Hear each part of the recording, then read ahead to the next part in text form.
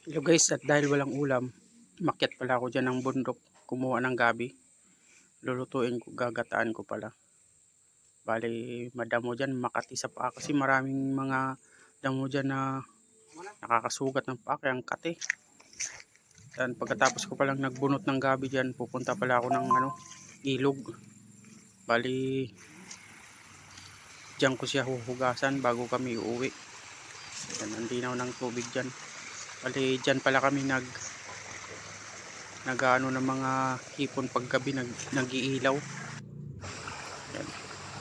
Tatanggalin ko pala yung mga ugat-ugat niya dyan, saka yung putik, saka ko siya babalatan para pag uwi hindi ko na siya huhugasan. Pag gabi talaga sobrang kati, kailangan talaga yung pakuluan mo ng pakuluan para mawala yung kati. Malinaw pala dyan ng tubig, sarap maligo dyan. Kami naliligo pag pag nangunguha kami ng mga ampalayang ligaw sa bundok. Yan. Yan, nagpakulo na pala ako ng gata dyan.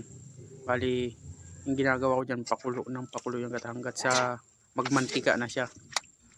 Yan, bali, pinurward ko pala dyan para matapos kagad kasi baka magsawa kayo sa panunood. Ayan, luto na. Pwede na tayong kumain. Thank you for watching.